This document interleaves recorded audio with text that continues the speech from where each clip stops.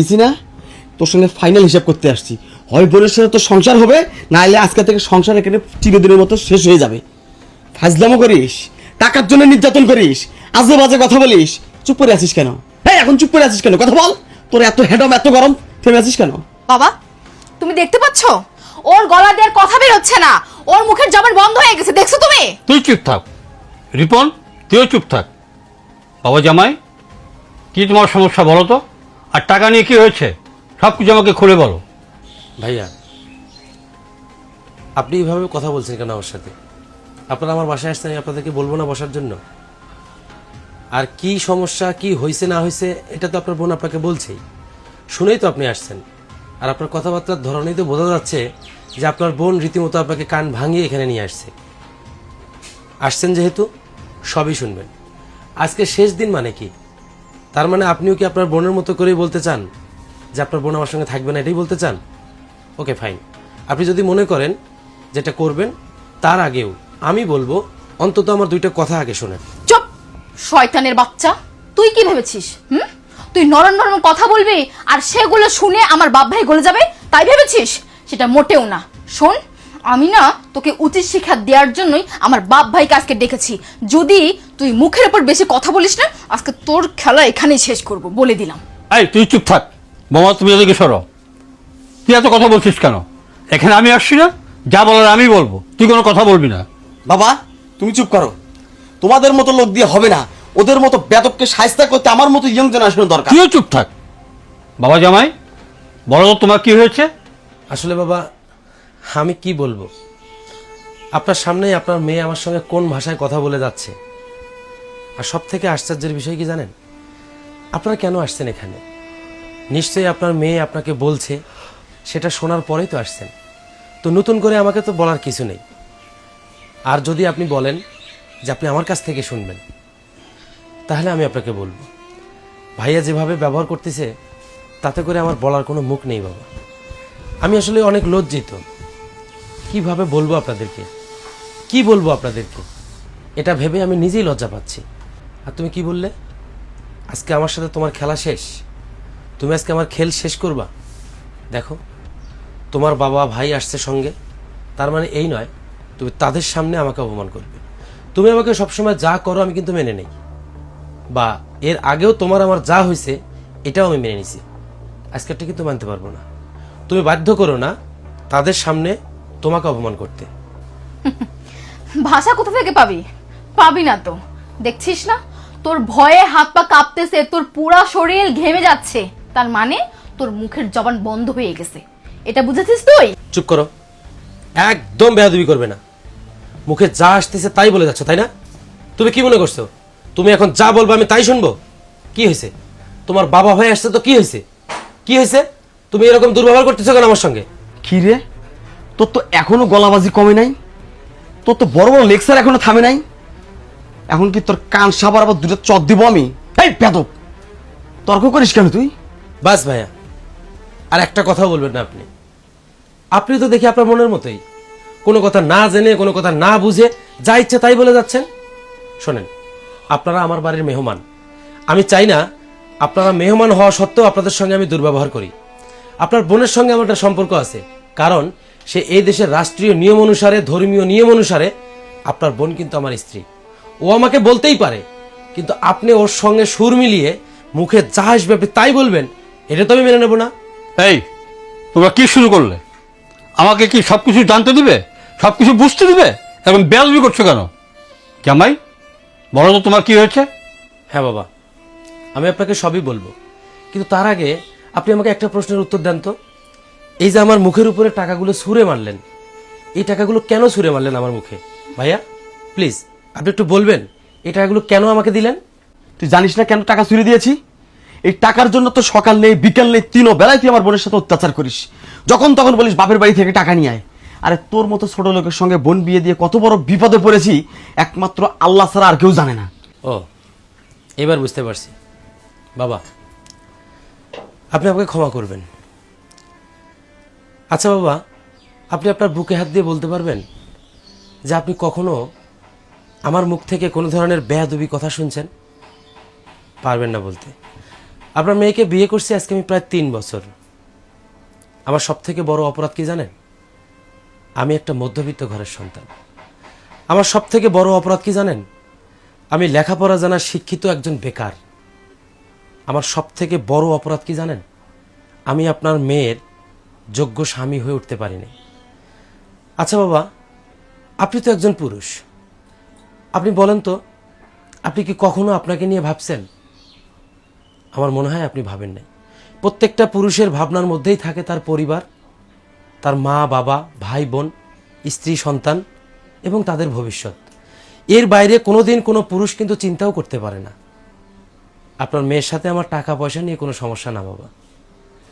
আমি জানি না আপনার মেয়ে আপনাদেরকে কি বলে নিয়ে আসছে। ভাইয়া যেটা বলল যে আমি নাকি টাকার জন্যই আপনার মেয়ের গায়ে সকাল বিকাল হাত তুলি, আসলে কথাটা সত্য নয় বাবা। চিরসত্য কথা হচ্ছে, গত পহেলা বৈশাখে আপনার মেয়ে বায়না ধরছিল আমাদের শহরের সব থেকে দৃষ্টিনন্দন জায়গা এসকেএস ইনে ঘুরতে যাবে। আমার কাছে টাকা ছিল না, তার কারণে আমি ওকে নিয়ে যেতে পারিনি। আর এটাই হচ্ছে আমার সব থেকে বড় অপরাধ। সেই দিন রাত থেকে আজকে প্রায় 8 দিন হতে চলল, এখন পর্যন্ত আপনার মেয়ে আমাকে একবেলা রান্না করে খাওয়ায় নাই, এক গ্লাস পানি আমাকে দেয়নি। সেদিন রাত্রে আমাকে বলছে যে আমি যে ওকে চালাতে পারি না, আমি ওকে বিয়ে করছি কেন? আমি ওর শখ পূরণ করতে পারি না, তাহলে বিয়ে করছি কেন? আমি ওর ভালো স্বামী হতে পারি নাই, আমি ওকে বিয়ে করছি কেন? আমি যেন ওকে ডিভোর্স দেই। ও কথায় কথায় বলে আমার বাপের অনেক টাকা, আমার ভাইয়ের অনেক পাওয়ার, চাইলেই তোর মতো 50টা ছেলেকে জোগাড় করতে পারবে। আমি স্বীকার করি সেটা, আমি মধ্যবিত্ত, এটা জেনেই কিন্তু আপনি আপনার মেয়েকে আমার হাতে তুলে দিয়েছেন। আমি সবসময় চেষ্টা করি আপনার মেয়ের মুখে হাসি ফোটানোর। আমি এক কাপড় পরে অফিসে যাই, আমি হয়তো অনেক দিন দুপুরে খাবারও খাই না, শুধু চিন্তা করি 20 টাকা বাঁচিয়ে যদি আমার নিজের জন্য ভালো হয়, সংসারের জন্য ভালো হয়, এইভাবে আমি আমার জীবন চলি। আমি যে মানুষটা বন্ধু বান্ধবের সঙ্গে আড্ডা দিয়ে সময় পার করতাম, সেই মানুষটা এখন দিন যায় আমি কোনো বন্ধুর সঙ্গে আলাপও করি না। কেন করি না জানেন? একজনের সঙ্গে কথা বলতে গেলে সে আমাকে 1 কাপ চা খাওয়াবে, আমি হয়তো তাকে 1 কাপ চা খাওয়াবো, তার বিনিময়ে হয়তো আমার পকেট থেকে 2 টাকা খরচ হবে। আর সেটাতে যদি আমার সংসারে কোনো অশান্তি হয়, এই ভয়ে আমি করি না। আমি আপনার মেয়েকে অনেক ভালোবাসি বাবা, অনেক সম্মান করি। কেন করি জানেন? একটা পুরুষের বিবাহিত লাইফের সব থেকে ইম্পর্টেন্ট পার্ট হচ্ছে তার ঘরের স্ত্রী। তাকে যদি কেউ অসম্মান করে, সে যে জায়গায় যাবে সব জায়গাতেই অসম্মানিত হবে। চিরসত্য কথা কি জানেন বাবা? অভাব যখন দরজায় এসে কড়া লাড়ে, ভালোবাসা তখন জানলা দিয়ে পালায়। এটা চিরসত্য কথা বাবা। আপনার মেয়ের মুখের ভাষা এত মধুর যে একটা মৃত ব্যক্তি শুনলেও তার লাভ দিয়ে ওঠার ইচ্ছে করবে। আমি আপনার মেয়ে সবসময় ভয় করি বাবা। আমি ইজ্জতের ভয় করি, মান সম্মানের ভয় করি। আমার ভাই, আমার ভাবি, আমার পরিবার, আমার আত্মীয় স্বজন সবাই আপনার মেয়েকে দেখে ভয় পায়। আমি জানি না আপনাদেরকে কি বলে নিয়ে আসছে। এগুলো যদি আমার অপরাধ হয়ে থাকে, আপনারা আমাকে যা শাস্তি দিবেন আমি মাথা পেতে নেব। আপনি যদি মনে করেন যে আমি আপনার মেয়ের জন্য যোগ্য, তাহলে আপনি আপনার মেয়ের বিচার করে যাবেন। আর যদি মনে করেন আমি আপনার মেয়ের যোগ্য না, আপনি যা শাস্তি দিবেন আমি মাথা পেতে নেব। ভাইয়া আপনাকে বলছি, আপনি আমার বয়সে বড়, এমনকি আপনি আমার সম্পর্কেও বড়। আচ্ছা, আপনি আপনার বুকে হাত দিয়ে বলুন তো, আমি কখনো আপনার সঙ্গে দুর্ব্যবহার করছি? করিনি। তাহলে আপনার বোন কথায় কথায় যখন আমার বোনকে অপমান করে, আমার ভাইকে অপমান করে, আমার মাকে অপমান করে, আমার বাবাকে অপমান করে, আমার কাছে কেমন লাগবে বলুন তো? নিশ্চয়ই আপনি বলার কোনো জবাব রাখবেন না, বা নেই আপনার কাছে। এটা একটা জিনিস চিরসত্য কথা ভাইয়া, সংসারের রমণী যদি ঠিক না থাকে, সেই সংসারে আপনি যত ইনকাম করেন কোনোদিন কোনো উন্নতি হবে না। কারণ পৃথিবীর সব থেকে কষ্টদায়ক ঘ্যানের ঘ্যান হচ্ছে ঘরের বউয়ের ঘ্যান ঘ্যান, যেটা আমি প্রতিনিয়তই করি। আমার আর কিছু বলার নেই বাবা। আপনাদের যা শাস্তি দেওয়ার আপনারা দেন, এই মাথা পেতে নেন। বাবা, ভাইয়া, তোমরা আমার কথা বিশ্বাস করো। ও যা বলছে একদম মিথ্যা কথা। ও মিথ্যা কথা বলছে। তোমরা আমার কথাটা শোনো। ও আমাকে বলেছে ও পয়লা বৈশাখের বাজারে ব্যবসা করবে, দোকান দিবে, এই জন্য টাকা দিয়েছে। আমি টাকা দেয়নি জন্য ও আমার উপর অত্যাচার করেছে, আমাকে মারধর করেছে। তোমরা তোমার কথা বিশ্বাস করতেছো না। শাক দিয়ে আর কত মাছ ঢাকার চেষ্টা করবি? তুই কি ভেবেছিস আমরা বাপ ছেলে না জেনে না বুঝে কোনো খোঁজ খবর না নিয়ে তোর বাসায় আসছি? মিলন, তুমি হয়তো ভেবেছো আমরা বাপ ছেলে মিলে তোমার বিচার করতে আসছি। না, তোমার বাসায় আসার আগে ভালোভাবে খোঁজ নিয়েছি দোষ আমার বোনের না আমার বোন জামাইয়ের। কেন মিথ্যা বলিস? সারাক্ষণ ছেলেটাকে তুই টর্চারের উপর রাখিস, কোনো একটা সময় নাই ও বাড়িতে আসলে সুস্থ মতো তুই বসতে দিস, এক গ্লাস পানি খেতে দিস। কিসের অহংকার তোরা? তো আর তোর কিসের অহংকার? বাপের টাকা আছে, ভাইয়েরও ক্ষমতা আছে, এই অহংকার? হ্যাঁ, একটা নারীর বিয়ের পরে বাপ ভাই থাকে না, তার স্বামী হচ্ছে তার জীবনের সর্বশ্রেষ্ঠ একটা পয়েন্ট। সময় আছে ভালো হ। এই মিথ্যাবাদী ছলনাময়ী এই অভিনয় কান্নাকাটি বন্ধ কর। ছোটবেলা থেকে তোকে মানুষ করেছি আমরা, তুই যে কত বড় ইবলিশ শয়তান এটা ভালো জানি। আরে ওর মতো ছেলে এখনো যে তোকে জীবিত রাখছে, তোকে নিয়ে সংসার করে, এটা তো সাত পুরুষের কপাল। ওর জায়গায় অন্য কেউ হলে, ওর জায়গায় আমি হলে তো তোকে কুরবানি করে ফেলতাম। মিলন, আসলে কি বলবো, আমরা লজ্জিত ভাই। আমাদের বংশে এরকম একটা কুলঙ্গার আছে, এটা কাউকে পরিচয় দিতে আমাদের লজ্জা লাগে। না ভাইয়া, আমি হয়তো ওকে খুশি করতে পারি নাই, ওকে খুশি রাখতে পারি নাই, এটা আমার ব্যর্থতা। তারপরও দিন শেষে একটা স্বস্তির জায়গা, সেটা হচ্ছে আপনারা আমাকে ভুল বোঝেন নাই।